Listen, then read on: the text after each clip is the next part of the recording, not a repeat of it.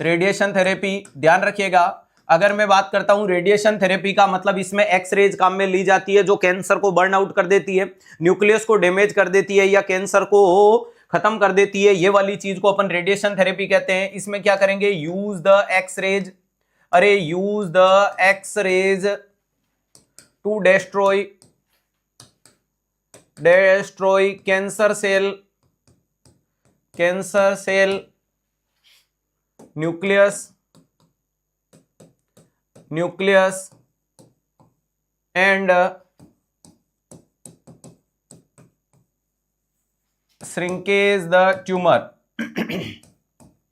ध्यान रखिएगा ये सारे के सारे काम कौन करता है, तो रेडिएशन थेरेपी करती है। सर रेडिएशन थेरेपी के लिए अपन डिजिट कौन सी काम में लेते हैं, तो रेडिएशन दी जाती है ग्रेज की फॉर्म में, और एक ग्रेज में 100 रेड होते हैं। रेड का मतलब रेडिएशन इमिशन डोज, इसका मतलब क्या देखने को मिलता है, इसको बोला जाता है रेडिएशन इमिशन डोज बताया जाता है। क्या बताया जाता है, रेडिएशन इमिशन डोज के नाम से बताया जाता है, जिसको रेड बोला जाता है। ध्यान रखिएगा जिसको क्या बोला जाता है, रेड के नाम से, तो रेडिएशन ग्रेज की फॉर्म में दी जाती है। नेक्स्ट इंपॉर्टेंट चीज है कि जब मरीज को रेडिएशन थेरेपी दी जाती है, अगर अपन बात करते हैं कि ये डेली बेसिस पे दी जाती है, ध्यान रखिएगा रेडिएशन थेरेपी के अंदर अगर बात करें कि अवॉइड किसको करना होता है, less than 16 year, more than 65 year और प्रेग्नेंट लेडीज को अवॉइड किया जाता है। ध्यान रखिएगा, अरे प्रेगनेंसी में इसको क्या रखोगे, कॉन्ट्रा इंडिकेटेड है, इस रूम में भी इनको अलाउ नहीं करना है। नेक्स्ट रेडिएशन थेरेपी देते टाइम आपको डीटीएस सिस्टम फॉलो करना है। डी का मतलब डिस्टेंस होता है और डिस्टेंस कम से कम आपको 6 फीट का रखना है रेडिएशन देते टाइम। टी का मतलब टाइम ड्यूरेशन होता है, तो एक पेशेंट को आपको 5 मिनट से ज्यादा नहीं देना, या मैं बोल सकता हूं 30 मिनट पर शिफ्ट से ज्यादा समय आपको देना ही नहीं है। एक शिफ्ट में आप रेडिएशन के 30 मिनट से ज्यादा कांटेक्ट में नहीं आए। और एस का मतलब होता है सील्ड, सील्ड का मतलब होता है लेड एप्रोन, लेड एप्रोन को जरूर जरूर पहनना है जब रेडिएशन के कांटेक्ट में आओ। ध्यान रखिएगा। नेक्स्ट आप रेडिएशन वाले रूम में घुसो तो आपको क्या वियर करना है, वियर डोसीमीटर करना है। क्या करना है, डोसीमीटर, जिसे टीएलडी बैच बोला जाता है, टीएलडी। ध्यान रखिएगा वेरी इंपॉर्टेंट चीज है, टीएलडी बैच क्या करेगा, रेडिएशन को एब्जॉर्ब करके आपको जानकारी देगा कि कितना क्या रेडिएशन आपके कांटेक्ट में आ रहा है। नेक्स्ट इस मरीज को ध्यान रखिएगा पेशेंट के लिए एडवाइज होगी पेनसाइटोपिनिया प्रिकॉशन, पेनसाइटोपिनिया प्रिकॉशन देखने को मिलता है। ध्यान रखिएगा अभी तक जिस बच्चे ने क्लास को लाइक और शेयर नहीं किया जल्दी से कर दीजिएगा, यह आंकड़ा अटकना नहीं चाहिए। क्लियर, ध्यान रखिएगा जब हौसला बना लिया ऊंची उड़ान का फिर फिजूल है कर देखना आसमान का। तो याद रखिएगा पेनसाइटोपिनिया प्रिकॉशन का मतलब होता है कि आरबीसी से रिलेटेड जानकारी दो कि ग्रीन लीफी वेजिटेबल्स खा रही है, यानी हरे पत्तेदार सब्जियां खाओ, खाने पीने को धो करके खाओ, बासी खाना नहीं खाना है, शुद्ध खाना खाना है, पैक्ड फूड को प्यारे दोस्तों साफ सुथरा हाइजीन मेंटेन करके खाना खाना है, रेस्ट करनी है, ऑक्सीजन का लेवल बढ़ाना है, पानी ज्यादा पीना है, जूस वगैरह पीना है, कूल काम एनवायरनमेंट में खुद को रखना है, इन्फेक्शन से बचाना है तो आइसोलेटेड रखो, मास्क पहनो, हाइजीन मेंटेन करो, 10 मिनट से ज्यादा लोगों के साथ मेल जोल नहीं करना है, अरे ओपन फूड वगैरह नहीं खाना है, बासी खाना नहीं खाना है। इसके अलावा डब्ल्यूबीसी कम है तो लाइव वैक्सीन नहीं लगाना है। इसके अलावा पेनसाइटोपिनिया में थ्रोम्बोसाइटोपिनिया का प्रिकॉशन यानी डब्ल्यूबीसी की कमी है तो उनको बोलना आउटडोर गेम वगैरह नहीं खेलना है, इंजरी से बचाव करना है, खुद को अननेसेसरी कैनुला प्रिकिंग नहीं कराना है, निडल प्रिकिंग नहीं करना है, एंटी प्लेटलेट, एंटी कोएगुलेंट और थ्रोम्बोलाइटिक मेडिकेशन को भी मोस्ट प्रोबेबली अवॉइड करना है। ये सारी जानकारियां यहां दी जाती है। चलो नेक्स्ट अगर आपसे मैं पूछ लेता हूं most common side effect of radiation therapy, अरे मोस्ट कॉमन अगर मैं साइड इफेक्ट पूछूं, अरे मोस्ट कॉमन साइड इफेक्ट क्या देखने को मिलता है, तो आपका निकल के आ जाएगा फटीगनेस।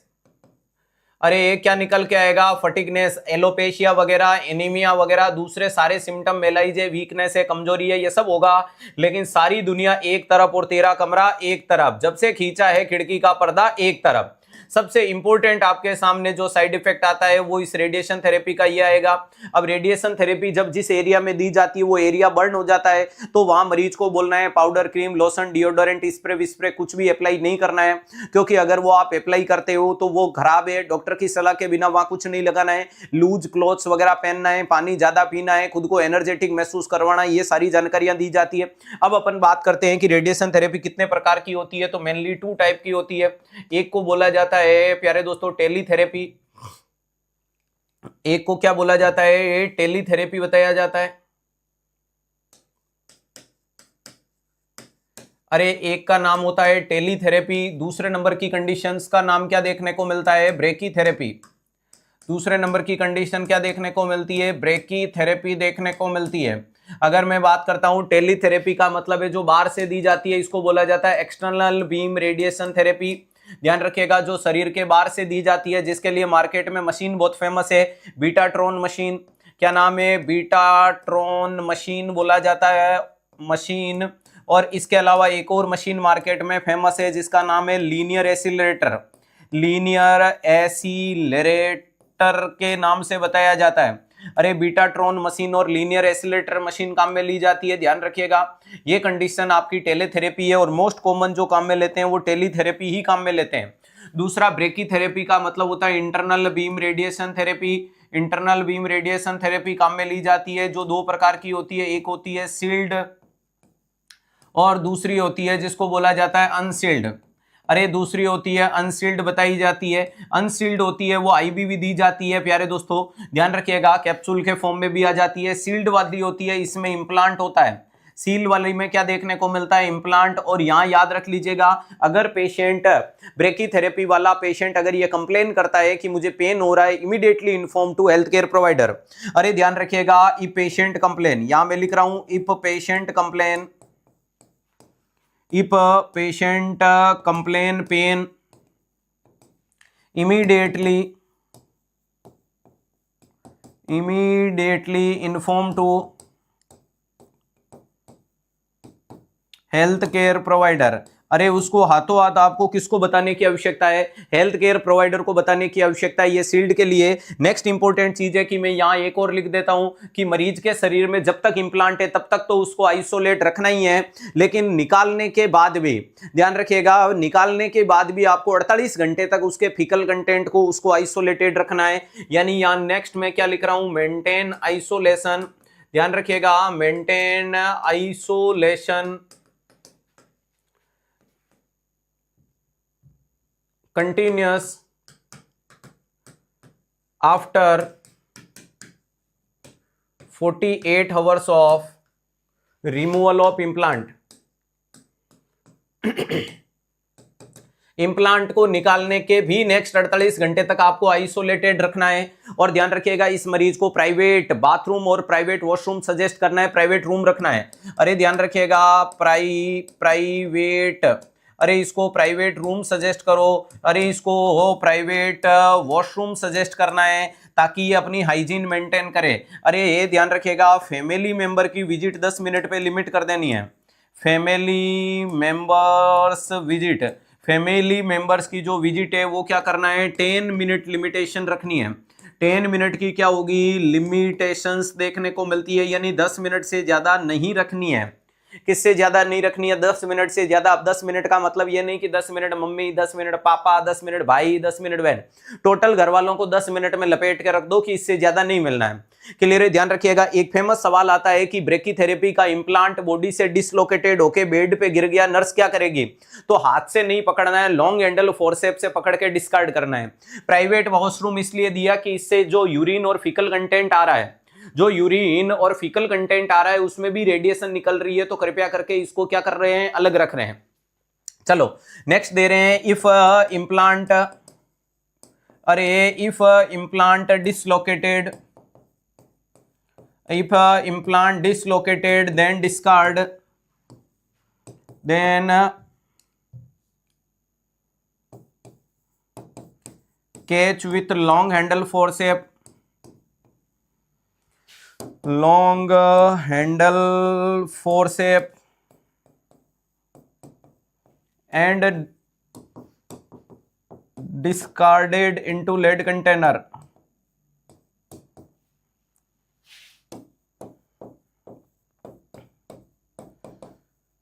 ध्यान रखिएगा, और उसको कहां डिस्कार्ड करोगे, तो ध्यान रखिएगा लेड कंटेनर में डिस्कार्ड करना है। तो वेरी इंपॉर्टेंट चीज है कि जो इंप्लांट डिसलोकेटेड हो गया उसको लॉन्ग हैंडल फोर्सेप से पकड़ के लेड कंटेनर में आपको डिस्कार्ड करना है। तो मोटे मोटे रूप में जो जो सवाल ब्रेकीथेरेपी से रिलेटेड आते हैं वो सारे के सारे हुए स्वाहा। क्लियर है? ध्यान रखिएगा, सारे के सारे सवाल पूछे हुए, अगर मैं एग्जामिनर के लिए बोलूं तो ये सवाल पूछा हुआ है कई बार, कम से कम 10 बार ये वाला सवाल है, ये आपका पूछा हुआ है कितने मिनट, 10 मिनट। नेक्स्ट हो गया कि इससे आने वाले फीकल कंटेंट को कहां करोगे, नॉर्मल बाथरूम में नहीं, प्राइवेट बाथरूम, प्राइवेट वॉशरूम, या फिर आप बोल सकते हो लेड कंटेनर में।